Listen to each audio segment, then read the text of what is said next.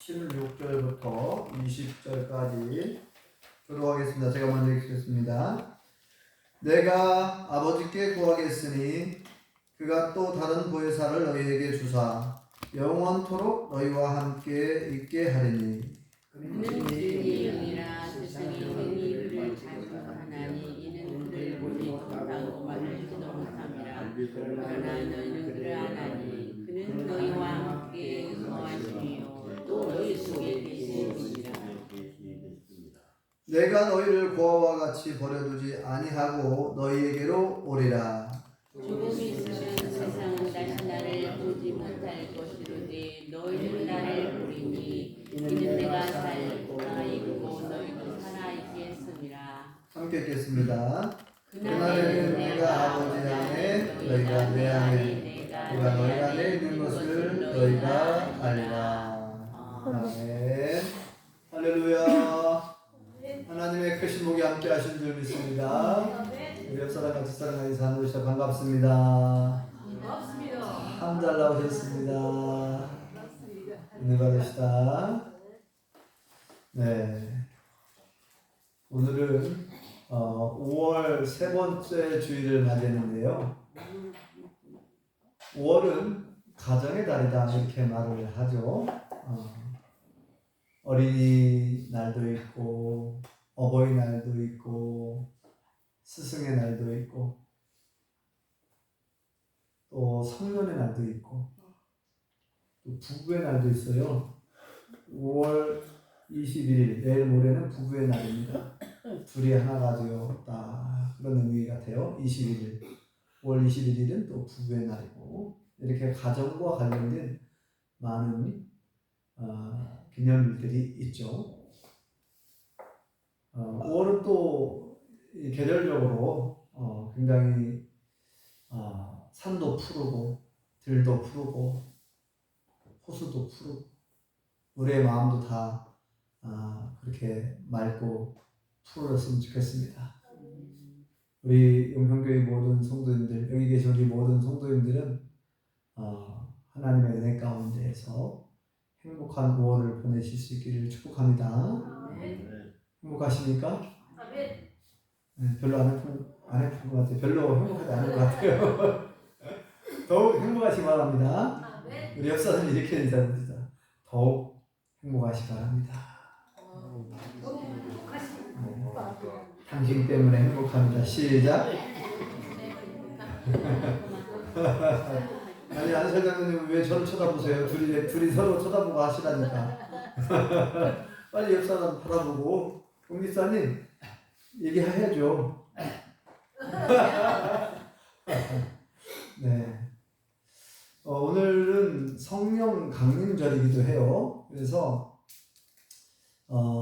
성령 강림절인데 또 성령님에 대한 말씀을 전해드려야 되겠고 또 가정주일로 오늘은 또 제가 이렇게 지키고 싶다는 마음이 있어서 가정의 달을 맞이했기 때문에 또 가정에 관한 또 설교도 하고 싶고 두 마리 토끼를 좀 잡아야 되겠는데 참 어떻게 이 성령님과 가정과 이렇게, 어떻게 이렇게 말씀을 잘 요리를 할 것인가 제가 이제 묵상하면서 생각을 해봤는데 사실은 정말 뗄래야 뗄 수 없는 밀접한 관계가 있습니다. 사실은 성령님과 우리 가정과 아주 밀접한 관련이 있어요. 우리 예수님 믿는 사람들은 우리 한국교회 거의 대부분은 아마 저를 포함해서 모든 믿는 자들이 하나님에 대해서는 잘 알고 있다고 생각합니다. 그리고 예수님은 어떤 분인가도 알고 있다고 자부할 수 있죠. 그런데 성령님에 대해서는 아무래도 성령님에 대해서 이렇게 말씀을 해보라고 하면은 되게 자신 없어 해요. 하나님은 천지 만물을 창조하신 창조주 하나님. 대표적으로 그렇게 말할 수 있죠. 예수님은 우리를 위하여 우리의 죄를 씻어주시고 우리를 구원하시기 위해서 이 땅에 오셨고 십자가에 못 박혀 돌아가시고 부활하신 분이다. 이 정도는 다 알고 있잖아요. 그런데 성령님은 어떤 분이신가? 백인배집사님, 성령님은 어떤 분이실까요? 안현숙 집사님, 성령님은 어떤 분이신가요? 한마디로 한번 얘기해 보세요. 우리를 도우시는 분? 예, 우리를 도우시는 분. 그렇죠. 예, 성령님은 우리를 도와주시는 분이 당연히. 예. 성령님에 대해서 얘기는 많이 들었어요. 얘기는 많이 들었지만 아무래도 제가 그동안에 신앙생활을 해오면서 목회를 해오면서 저부터 솔직하게 성령님에 대한 부분은 조금 아무래도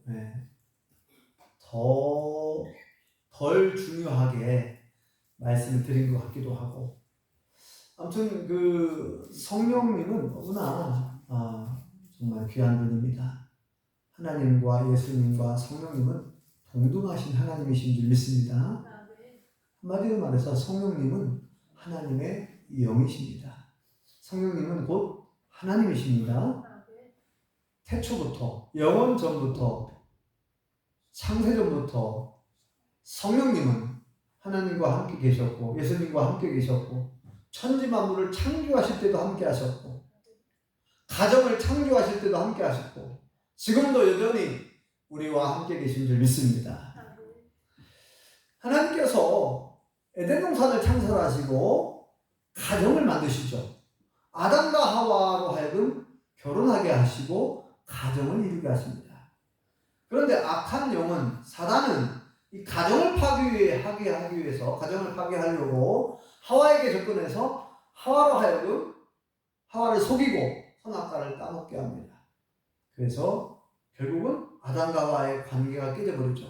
하나님과 관계도 깨져버리고 부부 관계도 깨져버리고 또 사람과 자연과의 관계도 깨져버립니다.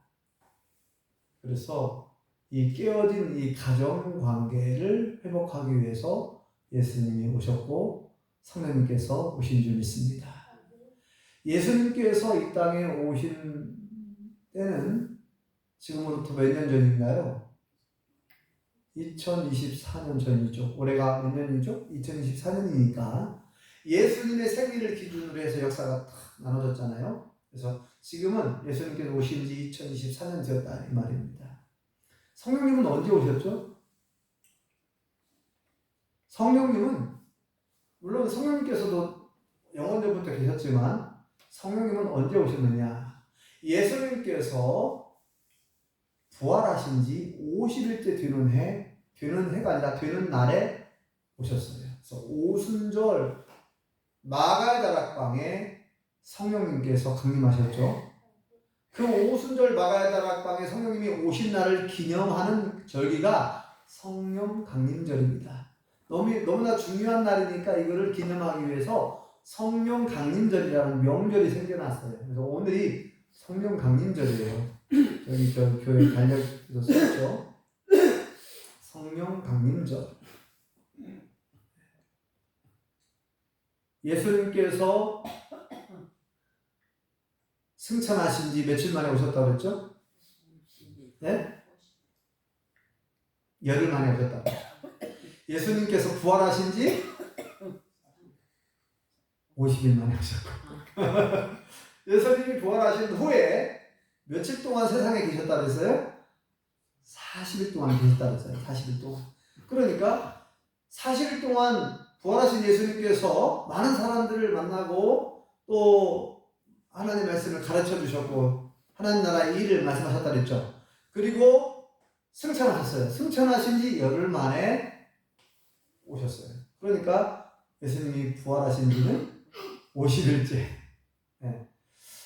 또 공교롭게도 오순절날 6월절이 지난 다음 50일째 되는 날에 또 오셨어요. 그래서 오순절이란 말이 오순절 마가의 다락방이라는 말을 쓰는 오순절. 그리고 오순절이라고 하는 명절은 맥주감사절 같은 절기예요. 7일절이라고 하는데 왜냐면 7은 49, 7일을 7번 지났다 해가지고 7절 이렇게 표현을 해요. 오순절, 7절, 맥주감사절 다 같은 절기예요. 6월절 지난 다음 50일째 되는 날. 그래서 오순절이라고 말을 씁니다. 오순. 우리 한국식 표현으로 오순, 7순, 8순, 네? 오순, 50일째. 자, 예수님께서 승천하신 지 며칠 만에요? 또 잊어버리셨네. 열흘 만에. 열흘 만에 예수님이 영으로 오셨어요. 그러니까 오늘 예수님께서 주신 말씀이잖아요. 오늘 예수님께서 뭐라고 말씀하냐면 고아와 같이 너희를 고아와 같이 버려두지 않겠다 이런 표현을 쓰잖아요. 실제로 예수님이 약속을 지키셨어요. 다시 오셨어요. 물론 예수님의 재림은 육신을 갖고 계신 예수님의 재림은 또 별개의 사건이에요. 네, 별개의 사건이고 예수님이 영으로 하나님이 영으로 오신 날이 성령 강림절 오순절 마가다 낙방에서 지금으로부터 약 2000년 전이죠. 자, 오늘 성령님에 관한 말씀을 예수님께서 해주셨는데 성령님께서 왜 오셨느냐? 이 목적이 여기에 기록되어 있어요. 예수님께서 왜 성령님을 보내주시겠다고 약속을 하시는가? 그죠? 약속하시잖아. 예수님께서 마태복음 28장에 이제 몇 번 제가 말씀드렸죠. 예수님께서 마태복음 마지막 장 28장에 승천하시기 전에 제자들에게 하신 말씀 있죠. 18절부터 보면은 하늘과 땅의 모든 권세를 내게 주셨으니 그러므로 너희는 가서 모든 족속으로 제자를 삼아 아버지와 아들과 성령의 이름으로 세례를 베풀고 내가 너희에게 분부한 모든 것을 가르쳐서 지키게 하라. 볼지어다 내가 세상 끝날까지 너희와 항상 함께 있으리라. 그래서 저는 이제 이 말씀을 제가 알고 난 다음에 참 이상하다는 생각이 들었어요. 볼지어다 내가 세상 끝날까지 너희와 항상 함께 있겠다. 이렇게 약속하셨잖아요. 그런데 왜 예수님은 제자들을 떠나서 승천하셨나 이 말이에요. 항상 함께 하겠다며. 세상 끝날까지 너희와 항상 함께 할게. 이렇게 약속했단 말이에요. 그런데 왜 떠나셨냐고요? 왜 승천해버렸어요? 이게 문자로만 보면은 예수님의 약속을 안 지킨 것처럼 보이잖아요. 예수님 분명히 조금 전까지만 해도 내가 세상 끝나는 그 순간까지 너희가 죽음을 맞이할 때까지 종말을 구할 때까지 세상 끝날까지 너희와 항상 함께 있겠다. 그걸 함께 해주셔야지 왜 떠나요? 제가 몰랐을 때는 참 이상하게 생각했다 이 말이에요. 이상하게. 그래서 예수님은 약속을 어긴 것이 아닌가 이런 생각이 들 정도로 분명히 함께 하겠다고 했는데 떠나버렸단 말이에요. 승천, 오를승 하늘천, 하늘로 올라가셨어요. 승천해버렸어요. 떠나셨어요. 그런데 예수님은 약속을 어겼습니까? 약속을 지켰습니까? 약속을 지켰다고 했죠. 오순절 마가다 낙방에 예수님이 영으로 다시 오셨다니까요. 그분이 누구라고요? 성령님입니다. 하나님의 영, 거룩할 성, 영영. 우리 사람에게도 영이 있어요. 영적 존재입니다.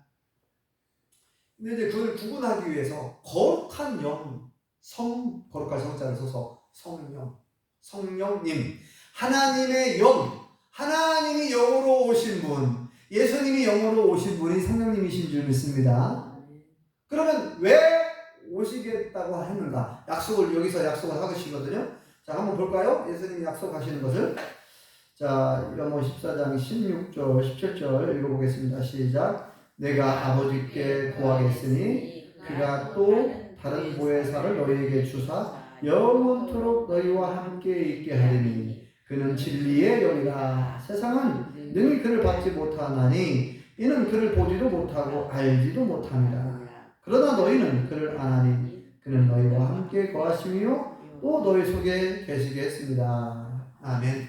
자, 몇 번 이 말씀을 제가 여러 번 말씀드린 걸로 기억합니다. 너무나 중요한 말씀이고 그동안에 이게 많이 강조가 안 되었던 것 같아요. 제가 신앙생활을 해온 그 또 뒤집어 볼 때 이 요한복음 10장 이 말씀이 너무나 중요한데 이건 아무리 강조해도 지나치지 않은 것 같아요. 하나님에 대해서, 예수님에 대해서는 많이 우리가 알고 있는 것 같은데 성령님에 대해서는 잘 모르시거든요. 그만큼 강조가 덜 됐던 것 같아요. 자, 예수님께서 뭐라고 약속합니까? 내가 아버지께 구하겠다. 아버지가 누굽니까? 예수님의 아버지가 누굽니까? 하나님. 내가 하나님 아버지께 구하겠다. 달라고. 뭘 달라고요? 성령님을 보내달라고. 그렇게 구하겠다는 거예요. 근데 성령님의 별명이 뭐예요? 오늘 말씀에 보혜사라고 되어 있잖아요. 이게 한자로 보호할 보자에 은혜 해자예요. 스승사자예요.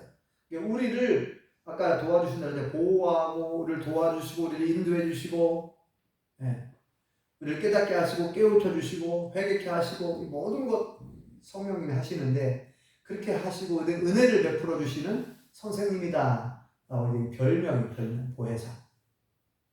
보혜사를 또 다른 보혜사를 보내달라고 하나님 아버지께 구하겠대요. 그리고 그분은 뭐라고 되어 있나요? 17절에 그분은 진리의 영이다 되어 있어요. 진리의 영. 진리의 영, 그죠? 진리의 영 성령님이죠. 진리의 영. 그런데 이 성령님을 보혜사 성령님을 보내달라고 하겠는데 보내달라고 구하겠다고 해놓고 뭐라고 말씀합니까? 그분은 뭐 하려고 온다 그랬어요?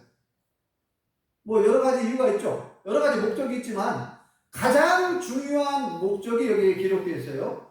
왜 그분은 오시겠다고 하는 거예요? 그분은 왜 보내달라고 한다는 거예요? 그분은 오셔서 뭐 한다는 거예요? 네?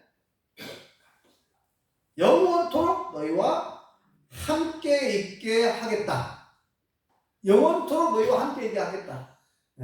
그러니까 예수님은 지금 약간 자신을 좀 숨기는 듯한 표현이죠. 예수님 자신이 올 거면서 예수님이 영으로 올 건데 내가 오겠다, 내가 영으로 다시 오겠다 이렇게 표현을 안 하고 자 보혜사를 또 다른 보혜사를 보내달라고 내가 아버지께 요청을 할 것이고 그분은 와가지고 우리와 어떻게 해요? 영원히 우리 속에 들어와가지고 그죠? 여기 되어 있잖아요. 영원토록 너희와 함께 있게 하겠다. 영원토록 우리와 함께 있게 하겠다. 중요한 건 이 성령님께서 우리와 정말 함께 하고 있느냐 이게 중요하겠죠. 성령님이 오신 주 목적이 우리 속에 들어와가지고 영원히 우리와 같이 살겠다는 거예요. 그럼 17절에 더 자세히 나오죠. 17절 다시 한번 읽어볼까요? 17절 시작. 그는 진리의 영이라 세상은 능히 그를 받지 못하나니 이는 그를 보지도 못하고 알지도 못합니다. 그러나 너희는 그를 아나니 그는 너희와 함께 거하시며 또 너희 속에 계시겠습니다. 아멘. 너희는 그분을 안다. 근데 우리가 그분을 알고 있어야 되겠죠? 너희는 그분을 알 거다. 그죠? 이렇게 얘기합니다. 너희는 그분을 알게 될 거라는 거예요. 그분이 누구예요? 성령님이죠. 자, 성령님은 너희와 함께 거할 거래요. 거한다는 말이 무슨 말인지 알죠? 거한다. 살 거자를 쓰잖아요. 살 거. 산다는 얘기예요. 우리 속에 들어와서 우리와 함께 산다는 거예요. 너희와 함께 거한다 이 말은 너희와 함께 살 거라는 거야. 성령님이. 또 너희 속에 계실 것이다. 굉장히 중요한 말씀입니다. 이 말씀을 많은 분들이 놓치며 살고 잊어버리고 살아요. 우리 예수 믿는 사람들이. 얼마나 중요한 말씀인데 이 말씀이. 이 말씀을 여러 번 강조했죠. 자, 다시금 말씀드립니다. 성령님께서 우리 안에 들어오시고 싶어 한다는 거예요. 그죠? 자, 성령님께서 오신 목적이 우리 속에 들어와서 우리와 함께 살고 싶어 한다는 거예요. 야, 참, 우리가 도대체 어떤 존재이길래 우리 속에 그렇게 들어오고 싶어 하고 우리와 함께 살고 싶은가?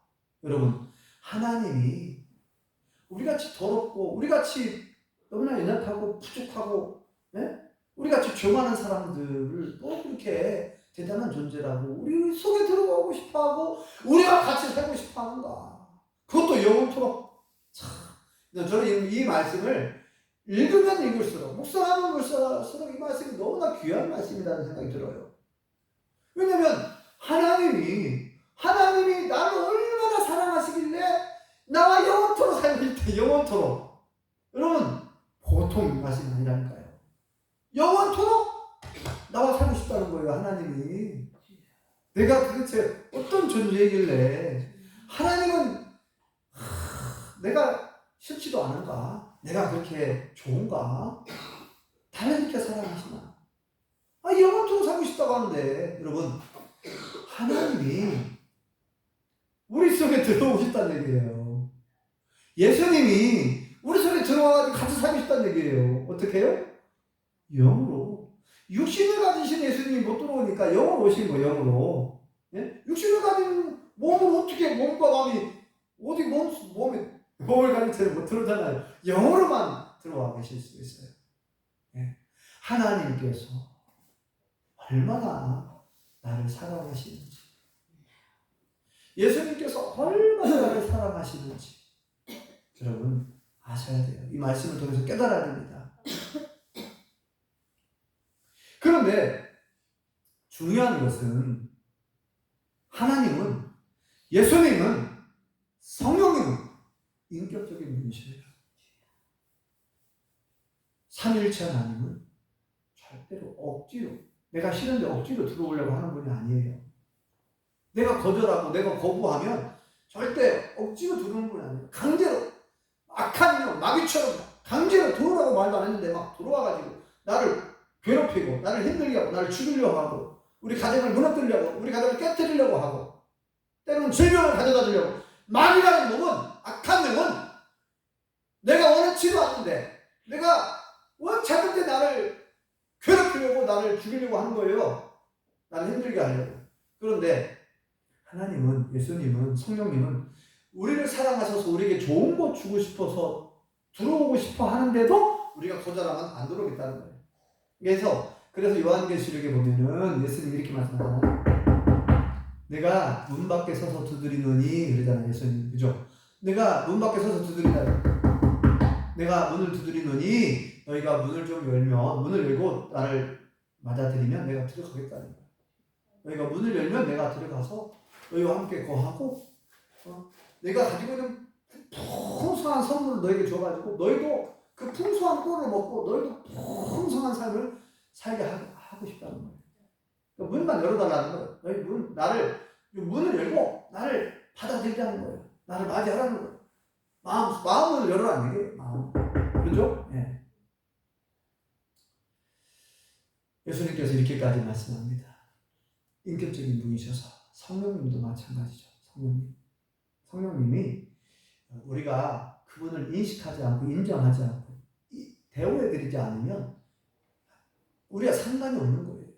들어오고 싶은데, 우리와 함께 거하고 싶은데도 우리가 모른 채 하고, 우리가 그건 잊어버리고 인식을, 그래서 제가 여러 번 말씀드렸는데 인식이 얼마나 중요한가. 아는 거 어떻게 알고 있는가. 인식, 알인자의 알식자, 아는 게 얼마나 중요한가.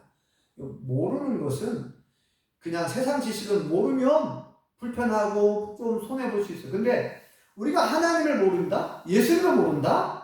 성령님을 모른다?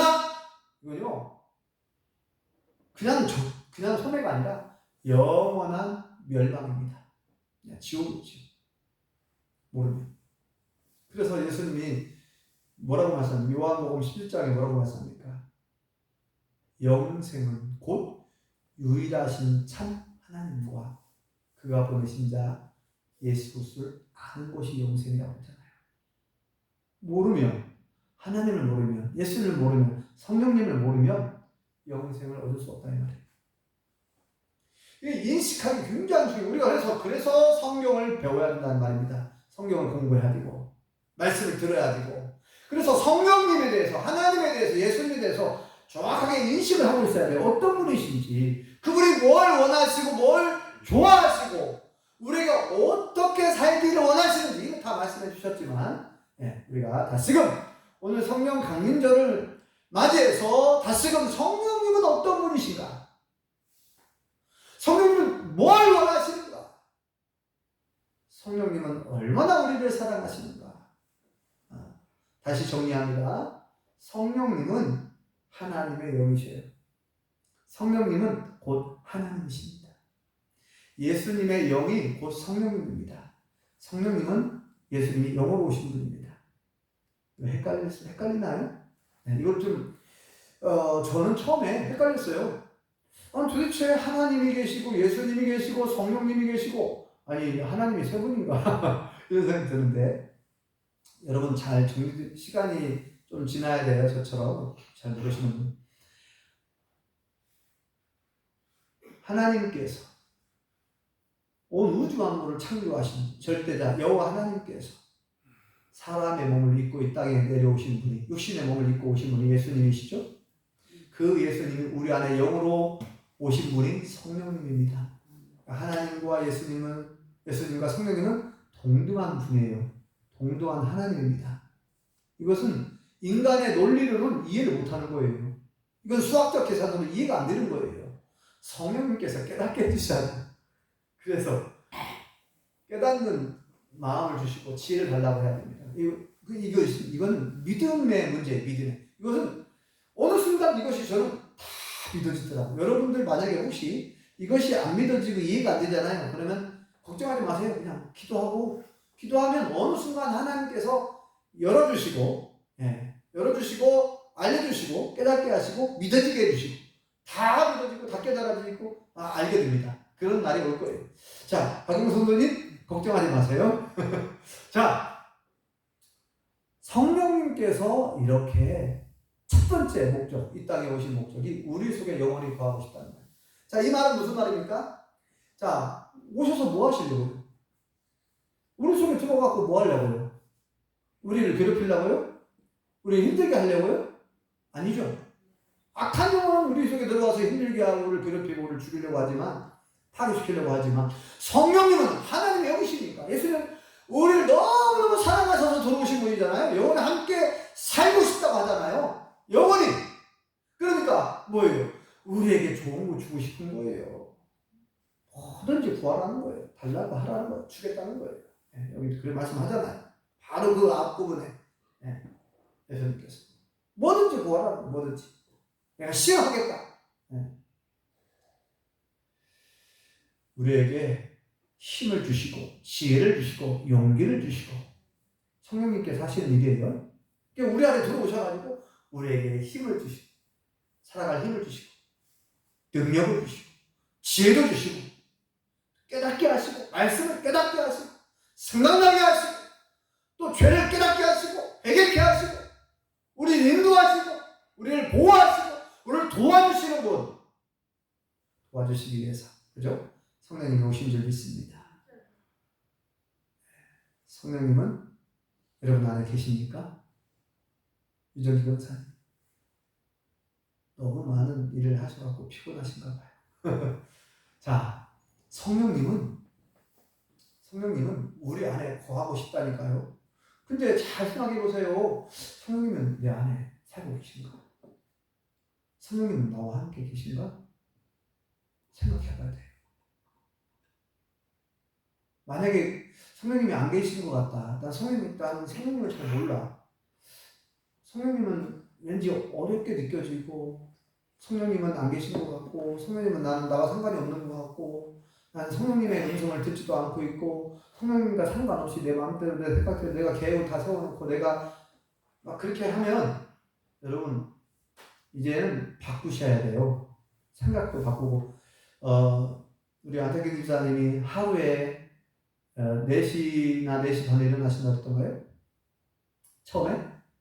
새벽에 일찍 일어나셔가지고 하루에 일정을 다 세운다는 계획을 오늘은 무슨 일을 할 것인가 노트에 써가지고 이것도 참 좋은 습관인데 쓴다는 거예요. 자, 거기까지는 좋아요. 거기까지는 좋은데 이제 우리 안태경 한 가지 더 해야 될 거 뭐냐면 하나님 내가 이렇게 하고 싶은 일이 한 10가지가 있어요. 예를 들어서 10가지가 5가지라 합시다. 5가지를 적어놔서 내가 오늘 하고 싶은 하나님 내가 오늘 한 5가지를 하고 싶은데 성령님은 어떤 생각을 갖고 계십니까?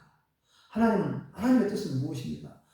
이 5가지를 다 하기를 원하십니까? 아니면 5가지 일 중에서 어떤 것을 먼저 하면 좋을까요? 이렇게 물어봐야 돼요. 물어보시나요? 이제 앞으로 물어보시기 바랍니다. 안 되겠잖아요? 고개 한번 끄덕끄덕. 네. 우리는 지금까지, 모르겠어요. 여러분들 어떠신지 모르겠지만, 제 경험적으로 볼 때, 이런 부분이 굉장히 낯설고, 굉장히 이런 부분들이 잘 안 돼 있는 것 같아요. 제가 느낌상. 저부터도 그런 부분이 좀 부족했으니까요. 그래서 제가 수년 전부터는 이런 습관을 계속 들이려고 하는 거예요. 하나님께 물어보는 습관. 하나님 어떻게 하면 좋을까요? 성령님 어떻게 하면 좋을까요? 이렇게. 오늘 이렇게 5가지를 하고 싶은데 성령님의 생각은, 하나님의 생각은 무엇입니까? 어떤 일을 먼저 해요? 일도 순서가 있는데 5가지가 예를 들어서 하고 싶은 일도 이 5가지를 정말 다 하기를 원하시는가? 아니면 이 5가지를 어떻게 지혜롭게 할 것인가, 어떤 걸 먼저 할 것인가, 다 순서도 중요하거든요. 그리고 하나님께서 원치 않는 일이 있을 수 있어. 혹시라도 이거 다음에 해라 이렇게 말할 수도 있거든요. 근데 이 처음에는 성령님의 음성을 듣는 것이 습관이 안 돼가지고 이게 낯설게 느껴지고 이상하게 느껴질 수 있어요. 여러분들이 계속해서 인식을 하고, 성령님 들어오세요. 이제 먼저 여러분들 초대를 해야 되겠죠. 성령님, 제 안에 들어오십시오. 저 안에 제가 성령님을 맞이하겠습니다. 여러분들이 마음문을 안 열면 안 들어온다 그랬죠. 먼저 여러분들이 초대를 해야 돼요. 성령님, 내 안에 계십시오. 내 안에 들어와 주십시오. 들어와 주십시오. 나와 함께 거하여 주십시오. 나를 도와주십시오. 이렇게 그런 기도를 먼저 드려야 되고, 충분히. 그리고 매일매일 이제 여러분 안에 오라고 했으니까 들어오실 거고, 들어오셨다고 믿음을 가지고 성령님, 하나님, 내 안에 계신 하나님, 여기 계십니까? 내 안에 계신 예수님, 어떻게 할까요? 이렇게 물어봐요. 이것을 누가 잘했느냐? 다윗이 잘했어요. 다윗이. 제가 말씀드렸죠. 다윗이 왕이 되자마자 얼마 안 돼서 블레셋이 쳐들어왔어요. 블레셋은 그 당시에 강대국이었습니다. 이스라엘 서쪽 해안가에 있던 강대국이었어요. 그래서 이 블레셋이 수많은 군대를 이끌고, 다윗이 왕이 됐는데, 다윗은 초반에 빨리, 다윗이 참 대단한 인물이라는 걸 알잖아요. 왜냐면 블레셋의 대표 장수 골리앗을 쓰러뜨린 사람이었단 말이에요. 과거에. 그러니까 이 블레셋 입장에서도 이 다윗이 굉장히 두려운 거예요. 그래서 초반에 빨리 이스라엘이 강대국이 되기 전에, 이스라엘이 부강해지기 전에 빨리 초반에 쳐버리자. 블레셋 쳐들어왔어요. 그때 다윗이 했던 일이 뭐예요? 전부 다 참모들 불러드리죠. 예? 국방부 장관을 비롯해서 모든 참모총장, 육군, 해군, 공군 참모총장 다 불러드리고, 사령관들 다 불러드리고, 다 불러드리고, 비상 대책 회의를 해야 할 거 아닙니까? 어떻게 전략을 짜고, 전술은 어떠한 전술을 써야 이 전쟁을 이길 것인가? 이게 이제 보통 왕들의, 대통령의 생각입니다. 근데 이 다윗이 한가하게 그냥 작전도 회의도 안 하고 비상대책 회의도 안 하고 그냥 하나님께 그냥 기도하는 거예요. 하나님, 블레셋이 쳐들어왔네요. 어떻게 하면 좋을까요? 아니, 어떻게 하면 좋을까요? 전쟁이 일어났으면은 왕이 군대를 소집해가지고 군대를 이끌고 가서 싸우던가, 아니면 군대 장관들한테 지시해가지고 싸워서 물리치라고 빨리 가서 그렇게 하라고 하잖아요, 보통은. 근데 다윗은 한가하게도 하나님 어떻게 할까요? 그럼 이게 굉장히 다윗의 믿음이 대단한 거예요, 사실은. 하나님 어떻게 할까요? 다윗에게는 어떤 믿음이 있었냐? 모든 전쟁은 여호와께 속한 거예요. 전쟁의 승패는 누구에게 달렸다고요? 사람에게 있지 않고, 무기에게 있지 않고, 어떤 장수에게 있지 않고, 전쟁의 승패는 누구에게 있다고요? 하나님께 달렸다는 거예요. 그래서 성경은 계속해서 들어가면 전쟁은 여호와께 속한 것이라는 거예요. 전쟁도 하나님이 주관하신다는 거예요. 모든 역사, 모든 나라의 역사, 모든 나라의 흥망성쇠, 우리의 생사하고 누가 주관합니까? 여호와 하나님 주관하신다는 거예요. 그러니까 누구한테 물어봐야 됩니까? 하나님께 물어봐야죠. 여러분, 이게 훌륭한 믿음입니다. 이게 바로 하나님을 인식하고 있는 거고 인정해 드리는 거예요. 대우해 드리는 거예요. 하나님으로. 너희는 범사에 그를 인정하라 그러잖아요. 그러니까 잠언 3장 5, 6절에 그 말씀 그대로죠. 너는 마음을 다하여 여호와를 의뢰하고 내 명철을 의지하지 말라. 너는 범사에 그를 인정하라. 그리하면 내 길을 지도하시라. 그러죠. 암송을 못 하셨을 테니까 저를 따로 하면 되세요. 너는 마음을 다하여 여호와를 신뢰하고 의뢰하고 내 명철을 의지하지 말라. 너는 범사에 그를 인정하라. 그리하면 내 길을 지도하시리라. 네. 범사에 하나님을 하나님으로 모든 크고 작은 모든 일에 하나님을 하나님으로 나의 하나님을 인정해 드리라. 그리하면 약속이 나오죠. 너의 길을 지도하겠다. 평탄한 길로, 형통한 길로, 승리하는 길로, 복된 길로 인도해 주실 줄 믿습니다. 네. 다윗이 이걸 잘했어요. 어떻게 할까요? 그러니까 그래? 그러면 군대를 이끌고 가서 싸워라. 그래. 너무나 뻔한 대답 아니에요? 군대를 이끌고 가서 싸워라. 괜히 기도했네. 우리 사람 저기 모르는 사람 같으면 그렇게 아니 뭐 전쟁이 일어났으니까 가서 싸워라. 그건 다 아는 거 아니에요? 그런데 가서 싸워라. 근데 여러분 하나님의 그 말씀에는 무슨 내가 너와 함께겠다 그 말이 담겨 있는 거예요. 가서 내가 도와줄게 그 말이 있는 거죠. 네. 그리고 싸워서 나가서 싸웠어요. 이겼어요. 하나님 은혜로. 블레셋이 깜짝 놀랐죠. 블레셋이 도망갔어요. 다 뒤로 후퇴하고. 그런데 이제 블레셋이 다시 군대를 재정비해가지고 또 쳐들어왔잖아요. 2차 전쟁. 그러면 이제 다윗이 어떻게 해야 돼요? 또 군대를 이끌고 가서 싸워야 하지 않았나요? 근데 또 한가하게 또 기도하고 있어요. 무릎 꿇고 하나님 블레셋이 또 쳐들어왔네요. 어떻게 할까요? 어떻게 해야 이놈아 가서 싸워. 그렇게 응답을 해주실 만한데 근데 이번에는 하나님께서 또 자세히 또 설명을 해주시네요. 전술 전략을. 그래 그러면 이번에는 바로 가나 싸우지 말고 뒤로 돌아가라. 뒤로 돌아가가지고 내가 신호를 보낼 때까지 이 뽕나무 숲을 꼭대기 나무 꼭대기에서 사람 걷는 소리가 들리거든. 그때 공격 개시하라. 아주 이 공격 타이밍까지 다 알려줘요. 하나님께서 방법을 전술 전략 알려주죠. 그래서 하나님께서 가르쳐준 방법들 그대로 합니다. 그래서 블레셋을 완전히 물리치고 승리한 줄 믿습니다. 네, 블레셋 꼼짝 못하고 다 망해버렸죠. 네, 도망가 버렸죠. 이 물어보는 게 굉장히 중요한 거예요. 하나님 어떻게 할까요? 성령님 어떻게 할까요? 이렇게 물어보는 거. 그게 바로 훌륭한 믿음입니다. 내가 계획을 다 세워놓고 이렇게 해야지, 이렇게 해야지, 이렇게 해야지. 올해는 무슨 농사를 지어야지. 올해는 무슨 자격증을 취득해야지. 이런 생각을 할 수 있어요. 그런데 물어보라는 거예요. 하나님께. 하나님 내가 올해 이런 자격증을 취득하고 싶은데 하나님의 생각은 어떠신지요? 내가 올해 이런 농사를 짓고 싶은데 하나님의 생각은 어떠십니까? 순간순간 물어봐야 돼요. 왜요?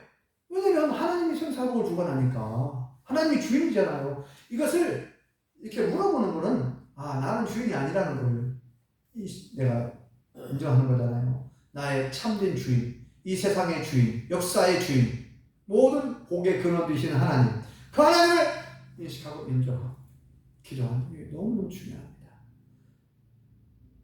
자, 오늘날 우리 대한민국의 가정이 건강하지 못하다는 표현들을 많이 합니다. 애기도 안 낳는다고 그러고 결혼도 안 하려고 그러고 취직도 어렵다고 그러고 저는 대한민국이 여러 가지로 어렵다고 그래요. 근데 저는 이 모든 가정이 파괴되고 이것은요 악한 영의 역사라고 봐요. 악한 영의 역사. 그래서 결국은 이 시작점은 어디냐? 내가 먼저 성령 충만해야 내가 행복하고, 내가 행복해야 가정이 행복해요. 가정이 행복해야 사회가 행복하고, 사회가 행복해야 국가가 건강해집니다. 그러니까 잘 아셨죠? 자, 여러분들의 가정이 다 행복한 가정이 되시기를 축복합니다. 그런데 알고 보면 문제가 없는 가정이 하나도 없다고 그래요. 어느 가정이든 아픈 손가락이 있고, 어느 가정이든 문제가 있고, 어느 가정이든 기도 제목이 있고, 어느 가정이든 아픔이 있고. 여러분, 제가 얘기했잖아요. 저희 가정도 제 어머님이 지금 몸이 안 좋거든요. 자면 또 응급실에 실려가 천식 때문에 숨을 막 제대로 못 쉬어가지고 밖을 못 나가니까요. 그래서 항상 마음 한켠에는 어머님에 대한 그런 그 마음 아픈 부분이 항상 있어요. 한 구석에. 어머님이 그 몸이 안 좋으시니까. 그래서 늘 이제 그 기도 제목인데요. 아무튼 그 외에도 우리에게는 항상 많은 기도 제목들이 있는데, 결국은 성령님께서 저와 우리 성도님들의 가정을 다스려 주셔야 돼요.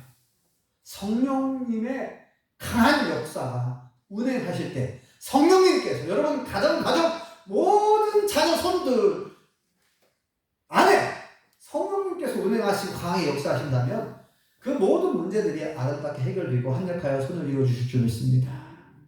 하나님, 예수님께서, 성령님께서 영으로 오셔서 모든 자녀손들 회개하고 돌아와서 예수님 믿고 영접하고 내 뜻, 내 생각 내려놓고 성령님의 뜻에 따라서, 하나님의 뜻에 따라서 살게 되면 참된 행복을 맛보게 될 줄 믿습니다.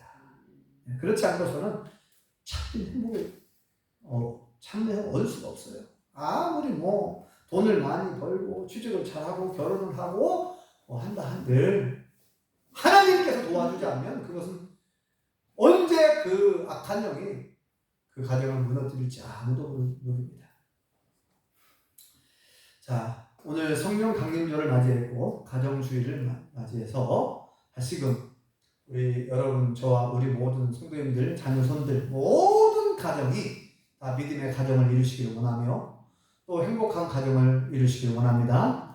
그렇게 하기 위해서는 성령님의 역사가 필요하고 성령님이 오셔야 되고 성령님을 여러분들이 인정해 드리고 성령님의 음성을 따라 살아야 되고, 그래서 말씀과 기도로 성령 충만한 가운데 아름답고 행복한 가정을 다 이룰 수 있기를 예수님으로 축원합니다. 기도하겠습니다. 여호와 하나님, 은혜를 감사합니다. 2000년 전 우리를 구원하시기 위하여 사람의 몸을 입고 이 땅에 오셔서 십자가에 못 박혀 돌아가시고 부활하심으로 우리를 구원해 주셨고 우리에게 부활의 소망을 주셨고 영생을 주신 것을 감사합니다.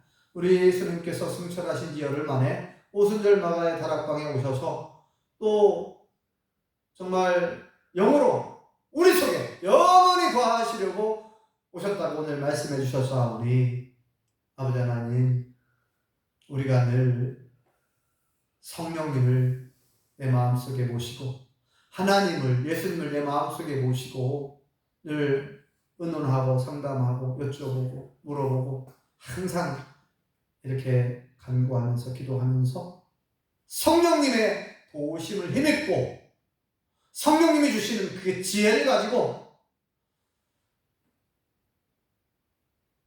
하루하루를 하나님의 뜻대로, 성령님의 뜻대로 살아가게 도와주옵소서. 그래서 우리의 삶이 더 행복하고 우리의 가정이 더 행복하고 그래서 하나님 나라가 더 확장되어 가고 하나님의 뜻이 온 땅에 이루어지기를 원합니다. 우리를 도와주시옵소서. 말씀과 기도로 성령 충만케 하여 주시옵소서. 예수님의 이름으로 기도합니다.